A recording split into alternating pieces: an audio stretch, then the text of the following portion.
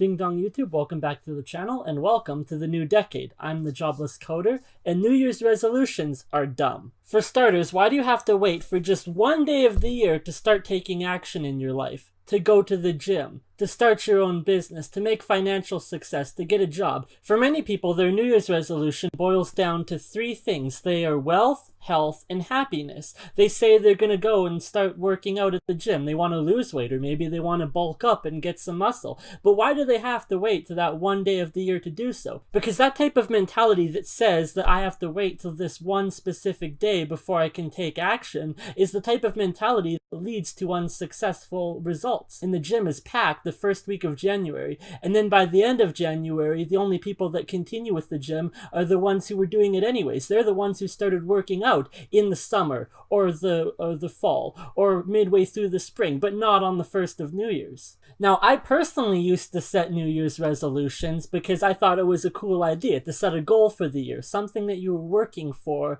to the end of the year that you could say, I accomplished this. But goal setting can be done at any time during the year. You can decide, this is what I want to do, this is what I want to accomplish, and this is the time frame I have set for myself. It doesn't just have to come on the 1st of January. And for the most part, I took my New Year's resolutions very seriously, except for a single year that as a joke my resolution was 3840 by 2160 pixels.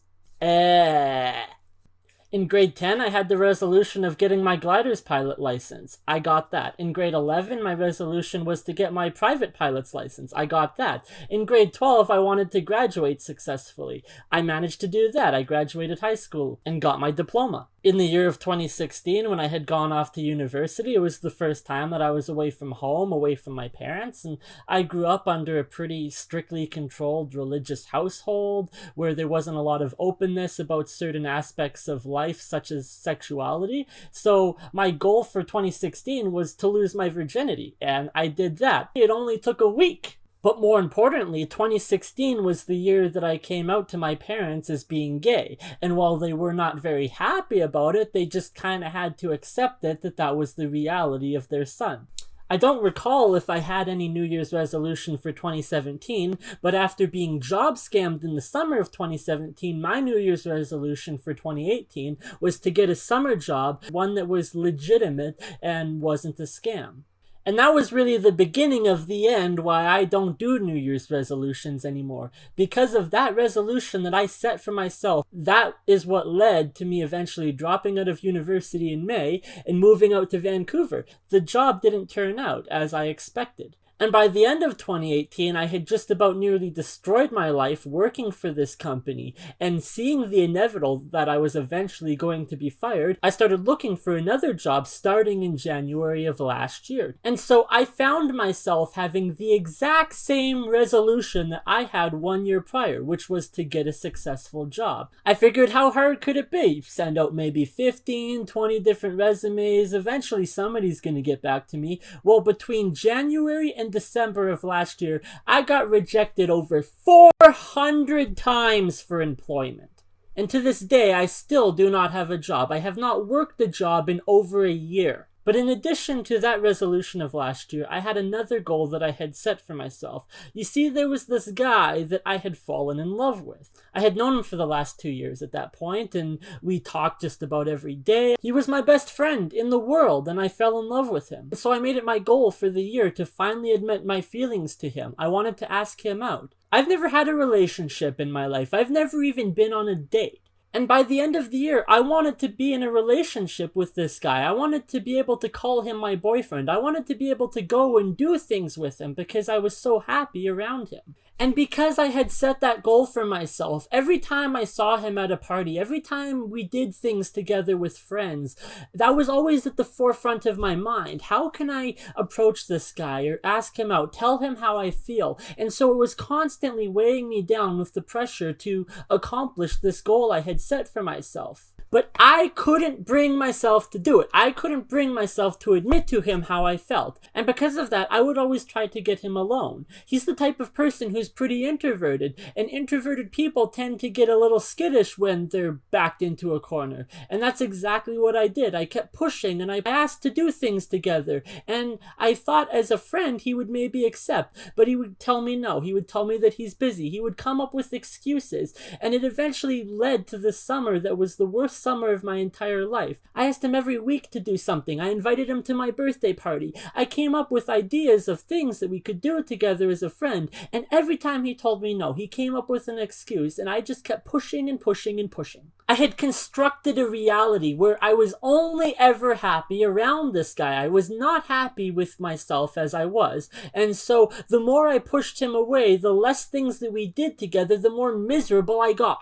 And the next thing I know, he stopped talking to me too. He just decided to ghost me. And then I would send him 30 messages and he wouldn't respond to a single one of them. And he told me no. And he came up with lies. I asked to go to the Pride Parade together and he told me that's not really his thing. But then when somebody else invited him to go, he was all over that. I asked to go working out together and he told me he just goes alone. But when somebody else asked to work out together, he was all over that. And things just kept building and building and building until everything blew up in October. I finally told him how I felt. I admitted everything to him. I poured my feelings in my heart and my soul into my messages to him, and he rejected me like a shit ton of bricks. And so I can ask myself, did I accomplish my New Year's resolution goal of asking him out? Yes. Did I get the results that I was hoping for? No. So now that's 2020. I don't give a shit about setting New Year's resolutions anymore, because the last 2 years I've set resolutions have only served to put me in a place that has eventually led to the destruction of my life. That being said, however, it is also a new decade. And looking back on the previous decade, it was both very good and extremely bad for me. It was good in the sense that I accomplished a lot of the things that I set out to do. I got 2 pilot's licenses.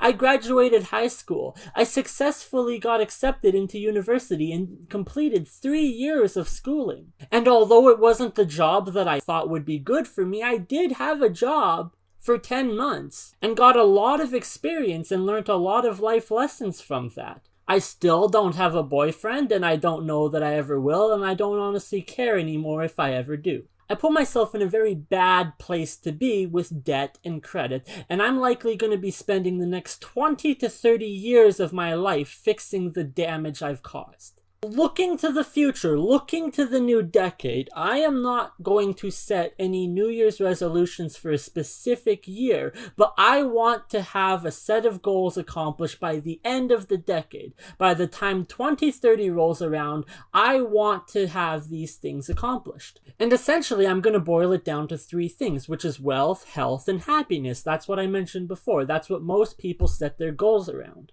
Let's talk about happiness first. For the last 10 years of my life, all I have talked about doing is quantum computing. Since I was in grade 2, all I have talked about doing is getting a job in the computer industry, and that has yet to successfully happen. Happiness comes on a variety of different levels. I can choose to be happy as I am now, broke and living in my parents' house, which is totally fine, but I don't think that I am the type of person that can accept that as, quote, happy. For me, to be happy, I need to be successfully doing what I love, and what I love is programming computers, so I need to make that a reality. I want to have a job in the quantum computer industry by the end of the decade. And there are a variety of different ways I can go about achieving this goal, but the easiest and most readily available method is to just follow the process that is in place. The only way to get a job in the industry of quantum computing is to have a PhD. And the only way to get a PhD is to have a master's, and the only way to get a master's is to have a degree.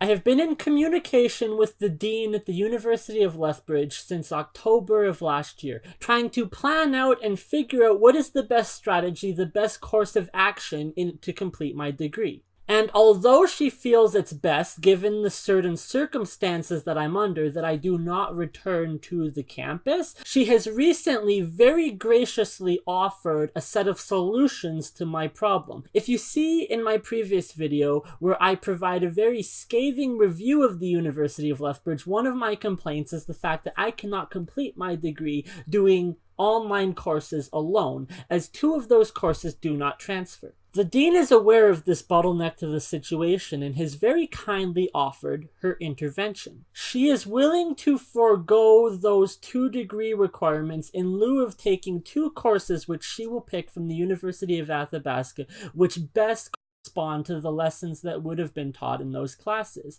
in addition to the 8 other courses that I need to complete to get my degree. Although I don't have a New Year's resolution, I do have a roadmap for how the year is going to look. Between February and April, I can take 3 classes at Athabasca. My plan at that point is between May and August, the summer semester, to take another 4 classes, which will leave just 3 classes to graduate, which will be taken between September and December of 2020. And by the end of next year, by the time next January rolls around, I will be graduating. At which point I can stop using the fake photoshopped one I've got on the wall here. My feelings towards a degree will not change. I don't need an institution to tell me or to tell my boss that I know what I'm doing. The degree was never about getting a job for me. It was only a stepping stone in the process to getting the specific job that I want. Following the completion of a degree in the Bachelor of Computer Science program at the University of Lethbridge, my next step in the process is to go for a master's degree, which is another 4 years of schooling. As far as I'm aware, in Canada, when you are working towards your master's degree, you are considered partially part-time employed because you are helping and assisting the professor to teach the labs and tutorials. At least that's the way it works at the University of Lethbridge, is that the master's students actually get paid to study and teach part-time. I'm also aware that to get accepted into a master's program at just about any university, you need to have very, very, very high marks, and my marks are not. I do not personally feel that my marks reflect my ability to do well in computer science, but they are what they are. So it is possible that the following year of 2021, I'm going to have to do further schooling to get better marks to get accepted into a master's program. So looking at a 10-year picture here, my intention is to get my master's degree by the end of 2025. That gives a 1-year period between my graduation at the University of Lethbridge and my possible acceptance into a master's program to study quantum computing, to upgrade my courses or my grades to get in. And then there will be another 4-year period of studying for that. On average, getting a PhD takes about 7 years of extra schooling, but it can be done in as little as 1 year depending on what it is that you're studying, how long you take to write your dissertation, and how smart you are. Therefore, by the end of this next decade, I will have my PhD. It could happen sooner in 2028 or 2029, but by the time I am 32 years old, I will have my PhD, which will allow me to work the job that I want in the industry of quantum computing and research towards that. So in terms of happiness, if that is my goal, to be happy, that will definitely help in the process, but that won't necessarily be the end-all to be-all. I'm going to have to try my best to be happy along the way. Maybe I'll have a boyfriend by then, maybe not. I don't honestly really care anymore because that isn't going to make me happy regardless. I need to do things that are going to make me happy and work towards bettering my own life.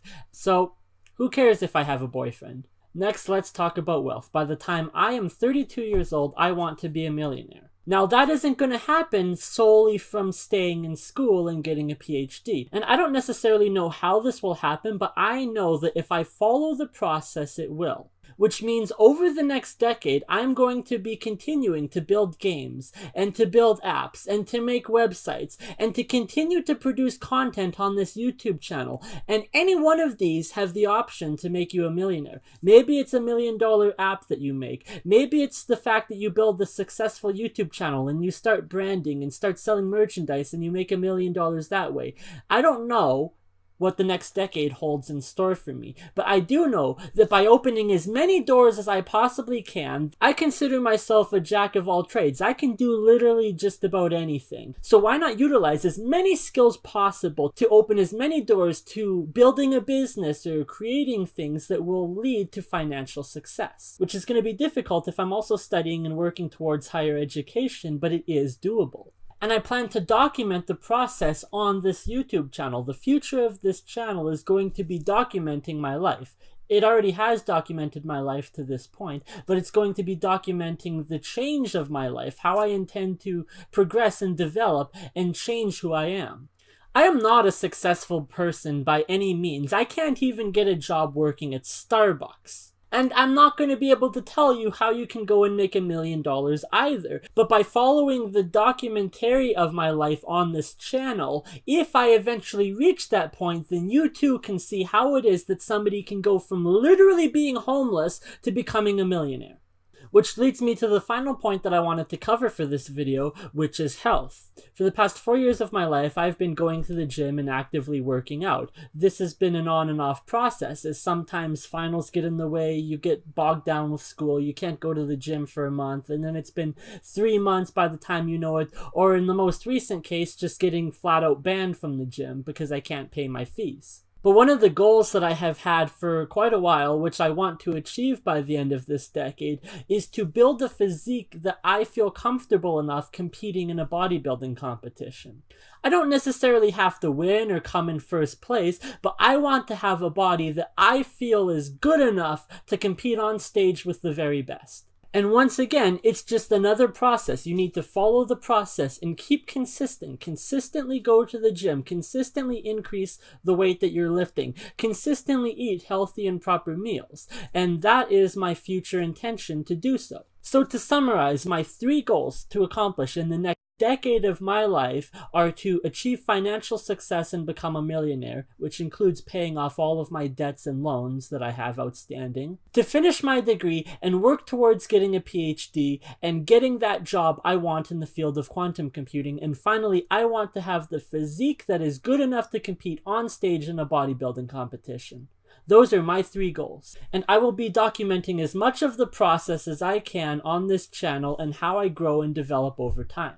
I won't be setting any New Year's resolutions, but this is my goal for the next decade. Make no mistake, I'm still going to be cynical as hell. I don't believe anyone anymore. You have a wonderful job, that's a great opportunity for me. I don't believe you. You tell me you're my friend, but you don't want to be my friend when I'm not successful? Fuck off. I got no time in my life for you. If you're not willing to be my friend when I'm at the lowest point of my life, you don't get to be my friend when I am at my best. From now on, I'm working towards me and the things that I want and the things that I need and nobody else. Let me know in the comments below what your goal for the next decade of your life is. And if you like this video, feel free to subscribe to the channel for any future content. Thank you for watching the video. Have a wonderful day.